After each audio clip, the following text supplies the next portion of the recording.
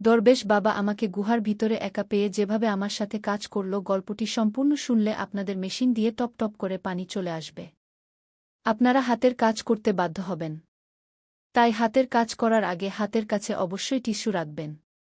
একদিন আমাকে বাধ্য হয়ে দরবেশ বাবার কাছে যেতে হয়েছিল, কারণ লকডাউনে আমার স্বামীর চাকরি চলে গিয়েছিল এবং আমাদের বাড়ির অবস্থা খুবই খারাপ হয়ে গিয়েছিল। আমার বন্ধু আমাকে বলেছিল যে দরবেশ বাবার কাছে মাথা নত করলে সব সমস্যার সমাধান হয়ে যায়। পরে একদিন আমি দরবেশ বাবার কাছে চলে গেলাম। সেই বাবা পূজার অজুহাতে আমাকে তার গুহার ভিতরে নিয়ে গেল। সেখানে আমার এবং বাবার ছাড়া অন্য কেউ ছিল না। কিছুক্ষণ পরে বাবা গুহার দরজা বন্ধ করে দিলেন। গুহার ভিতরে খুব অন্ধকার ছিল। তারপর হঠাৎ আমার নজর বাবার কালো রঙের সাপের উপর পড়ল। সাপটি দেখে আমি ভয় পেয়ে গেলাম এবং বাঁচার জন্য হাত পা নাড়াতে শুরু করলাম। কিন্তু আমি নিজেকে বাঁচাতে পারলাম না। তারপর বাবাও আমার একা থাকার সুযোগ নিলেন এবং আমার সাথে এমন কিছু ঘটল যে বন্ধুরা, আমার নাম ফারজানা এবং আমার বয়স ২৬ বছর। আমি একজন বিবাহিত মহিলা। আমার পরিবারে আমার স্বামী রাহুল এবং আমার ২ মেয়ে আছে। আমাদের বিয়ে হয়েছিল আয়োজিত বিবাহ। আমাদের বিয়ের ১৫ বছর হয়ে গেছে। এই সময় আমাদের ২ মেয়ে হয়েছে। বড়টির নাম আমরা অনেক ভালোবেসে রোশনী এবং ছোটটির নাম কাজল রেখেছি। আমার স্বামী একটি মধ্যবিত্ত পরিবার থেকে এসেছেন। তিনি একটি বেসরকারি সংস্থায় চাকরি করতেন। কিন্তু সংস্থাটির লকডাউনের সময় তার চাকরি চলে যায়। তারপর আমরা পাঞ্জাব থেকে দিল্লি স্থানান্তর হয়ে গেলাম এবং কাজের সন্ধান করতে লাগলাম। আমার স্বামীকে কোনো কাজই মিলছিল না। তিনি বিভিন্ন অফিসে মুখোমুখি সাক্ষাৎকার দিতে যেতেন। কিন্তু তবুও তার চাকরি হচ্ছিল না। এই কারণে আমাদের বাড়িতে প্রায়ই টাকা নিয়ে ঝগড়া হতে শুরু করল। এখন বাড়ি তো টাকাতেই চলে। সাধারণ মানুষের চাহিদা কখনো শেষ হয় না। সীমিত টাকা থাকার কারণে আমরা খুব বেশি মানসিক চাপ থাকতে শুরু করেছিলাম। আমাদের দুজনের মধ্যে এখন আরও বেশি ঝগড়া হতে শুরু করেছিল। আমি খুবই বিপর্যস্ত হয়ে পড়েছিলাম। তারপর একদিন আমি আমার বন্ধুকে এই সব কথা বললাম এবং সে আমাকে বলল যে একজন বাবা আছেন যিনি দরবেশ বাবা নামে বিখ্যাত। বলা হয় যে তার কাছে গেলে সকলের সমস্যার সমাধান হয়ে যায়। দূরদূরান্ত থেকে মানুষ তার কাছে মাথা নত করতে আসে। সেই বাবাকে মানুষ অনেক বড় মর্যাদা দিয়েছে।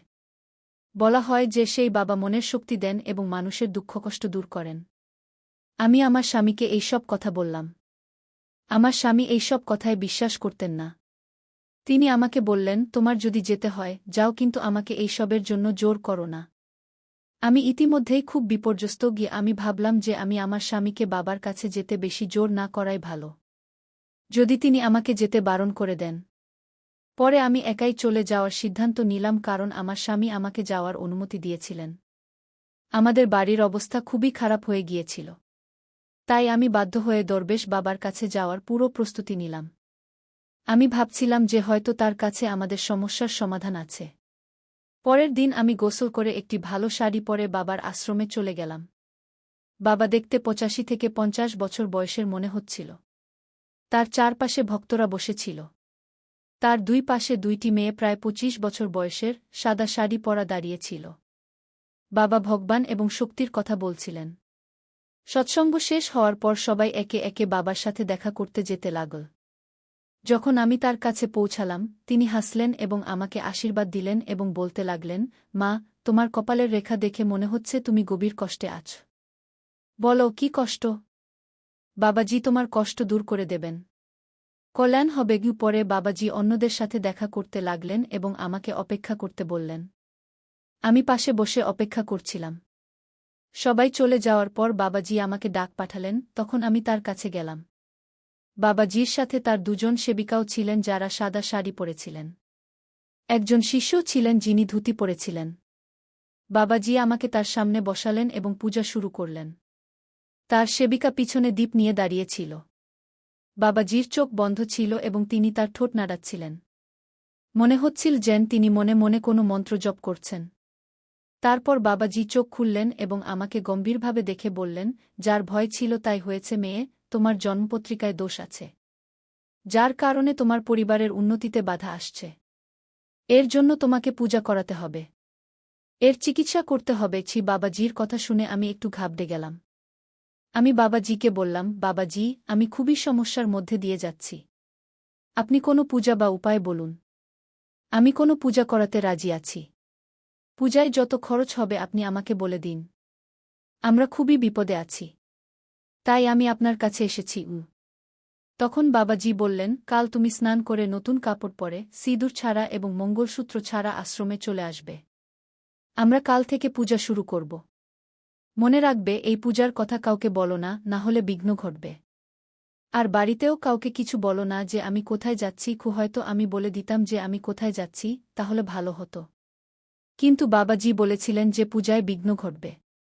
তাই আমি কাউকে কিছু বলিনি। পরে আমি সেখান থেকে বের হয়ে বাড়ি চলে এলাম। সারারাত আমি ঘুমাতে পারিনি। আমি ভাবছিলাম যে আমার কুণ্ডলিতে দোষ আছে। আমার কারণে পুরো বাড়িতে মুসিবত এসেছে এবং এখন আমি এটা ঠিক করব। পরের দিন সকালে আমি আমার স্বামীকে নাস্তা করিয়ে এবং বাচ্চাদের স্কুলে ছেড়ে দিয়ে বাড়ি ফিরে এলাম। আমার স্বামীও নাস্তা করে অফিসে চলে গিয়েছিলেন। আমি বাড়ির সব কাজ শেষ করে তারপর স্নান করতে গেলাম। আমি ভালো করে স্নান করে একটি হলুদ রঙের শাড়ি পরলাম এবং পরে সিঁদুর ছাড়া এবং মঙ্গলসূত্র ছাড়া বাবাজির আশ্রমে চলে গেলাম। আজ আশ্রমে কেউ ছিল না। আমি দেখে ঘাবড়ে গেলাম যে আজ আশ্রম একদম খালি কেন। আমি একা সেখানে ভয় পেতে লাগলাম। আমি একজন শিষ্যকে জিজ্ঞাসা করলাম যে আজ আশ্রম খালি কেন। তখন সেই শিষ্য আমাকে বলল যে গুরুজির শিষ্যদের সবাইকে ফোন করে জানিয়ে দিয়েছে যে আজ আশ্রমে একটি বিশেষ পূজা আছে, যার কারণে বাবাজি আজ কাউকে দেখবেন না। আমি সেখানে পৌঁছলে বাবাজির সেবিকারা বলল যে বাবাজি গুহার ভিতরে আছেন এবং তিনি তোমারই অপেক্ষা করছেন। সে আমাকে বলছিল, তুমি খুবই ভাগ্যবতী যে তোমাকে বাবাজির কাছে গুহার ভিতরে যাওয়ার সুযোগ মিলেছে, কারণ বাবাজি গুহার ভিতরে সবাইকে ডাকেন না। তারপর সে আমাকে গুহার ভিতরে যাওয়ার পথ দেখাল। সে আমাকে গুহার ভিতরের একটি কক্ষে নিয়ে গেল। সেখানে একটি বিছানা ছিল এবং সেই বিছানার সামনের জায়গায় বাবাজি একটি যজ্ঞের বেদি তৈরি করেছিলেন। আমি ভাবলাম যে এখানেই বাবাজি যজ্ঞ করেন এবং পরে রাতে ঘুমান। আমার ভাবনা থামিয়ে দিয়ে তার একজন শিষ্যা বলল, তুমি একদম সঠিক জায়গায় এসেছ। বাবাজি তোমার সব ইচ্ছা পূরণ করে দেবেন। তার কাছে বিশাল শক্তি আছে। তুমি বাবাজির সাথে এখানেই বসো। আমরা বাইরে যাচ্ছি। তুমি কি কাউকে বলনি যে তুমি এখানে এসেছ? আমি মাথা নেড়ে না জানালাম। বাবাজি আমাকে বসতে বললেন। আমি আর বাবাজি সেখানেই মেঝেতে বসে গেলাম। বাবাজি মন্ত্র পড়ে আগুনে ঘি ঢালছিলেন। তিনি মন্ত্র উচ্চারণ করতে থাকলেন। তারপর একজন সেবিকা বাইরে থেকে দুধের গ্লাস নিয়ে ভিতরে এল। বাবা কিছুটা দুধ আগুনে ঢাললেন আর বাকি দুধ হাতে নিয়ে কিছু মন্ত্র বললেন। তারপর সেই দুধ আমাকে পান করতে দিলেন। বাবা বললেন, এটা পান করো। কিন্তু আমার ভয় হচ্ছিল যে কিছু ভুল না হয়ে যায়, কারণ এখানে আর কেউ ছিল না। আমি ভয় পাচ্ছিলাম, কিন্তু ভয়ে ভয়ে দুধের গ্লাস হাতে নিলাম এবং একবারেই সব দুধ পান করে ফেললাম। দুধ পান করার পর আমার কিছুটা অদ্ভুত লাগতে শুরু করল। হঠাৎ করেই আমার মাথা ঘুরতে লাগল। আমার চোখের সামনে অন্ধকার নেমে এল। আমি অচেতন হয়ে যাচ্ছিলাম। আমি মেঝেতেই পড়ে গেলাম। আমার মনে হল হয়তো দুর্বলতার কারণে আমার মাথা ঘুরছে। প্রথমে আমি কিছুই বুঝতে পারছিলাম না। কিছুক্ষণ পর যখন আমার অল্প জ্ঞান ফিরল, তখন আমি বুঝতে শুরু করলাম আমার সাথে কি কি ঘটছে। কিন্তু আমি এর বিরোধিতা করতে পারছিলাম না, কারণ আমি পুরোপুরি সচেতন ছিলাম না। আমি অনুভব করছিলাম যে কয়েকজন মানুষ মিলে আমাকে তুলছে। তারপর তারা আমাকে বিছানায় শুইয়ে দিল। আমি চোখ খুলে সব দেখতে পাচ্ছিলাম, কিন্তু কিছু করতে পারছিলাম না। তারপর সেই বাবা তার শিষ্যদের বাইরে অপেক্ষা করতে বললেন। বাবা পূজা শুরু করলেন। আমি বাবার এই কাজ দেখে হতবাক হয়ে গেলাম। আমি ভাবতে লাগলাম, এটা কোন ধরনের পূজা? আমার স্বামী তো অনেক দিন থেকে আমাকে স্পর্শ করেনি, কারণ সে তার সমস্যায় জড়িয়েছিল। বাড়ির সমস্যা দেখে আমি নিজেই খুব বিপর্যস্ত ছিলাম। যদি আমি বিপর্যস্ত না হতাম, তবে কখনো এই ভণ্ড বাবার কাছে পূজা করাতে আসতাম না। বাবার কাছে আসার আগে আমি ভেবেছিলাম, যদি একটি পূজা করালে আমাদের বাড়িতে সুখসমৃদ্ধি আসে, তবে এতে ক্ষতি কি? কিন্তু আমি জানতাম না যে এখন বাবা আমার সাথে এমন আচরণ করবে। আমি অর্ধচেতন অবস্থায় বাবার দিকে তাকিয়েছিলাম। সে আমাকে বলতে লাগল, মেয়ে, একদম শান্ত হও আর পূজা করো। আমি তোমার সব সমস্যা দূর করে দেব। তোমার বাড়িকেও শুদ্ধ করতে হবে। কোনো দিন তোমার বাড়িতে গিয়ে বাড়িটাও শুদ্ধ করে দেব। কিন্তু এখন আমি ধীরে ধীরে বুঝতে পারছিলাম যে কিছু ভুল হচ্ছে। তারপর বাবা বলল, কেমন লাগছে মেয়ে? তোমার মনে যে কোনো সমস্যা আছে তা দূর করে দাও। তখন বাবা জোরে জোরে মন্ত্র উচ্চারণ করতে লাগলেন। সকালে যখন আমি বাড়ি থেকে বেরিয়েছিলাম, তখন আমি খুব খুশি ছিলাম যে পূজা হয়ে গেলে বাড়িতে কিছু বরকত আসবে। কিন্তু আমি একটি বড় ভুল করেছিলাম যে আমি কাউকে এখানে আসার কথা বলিনি। এখন যদি আমি বিরোধিতা করি, তবে এই বাবা আমাকে মেরে ফেলবে এবং কেউ কিছু জানতেও পারবে না। আমি সেখান থেকে পালাতে চাইছিলাম, কিন্তু নেশার কারণে আমি কিছুই করতে পারছিলাম না। এখন আমি বুঝতে পারছিলাম যে আমি কোথায় এসে কত বড় ভুল করে ফেলেছি। এখানে তো কিছু ভুল কাজ হয়। বাবা তো মানুষের বিশ্বাস নিয়ে খেলা করে। আমার মাথায় অনেক প্রশ্ন ঘুরছিল যে আমি এখানে আসার ভুল কেন করলাম। বাবা আমাকে বলছিলেন, সাবাস পুত্রী, তুমি খুব ভালোভাবে পূজায় অংশ নিচ্ছ।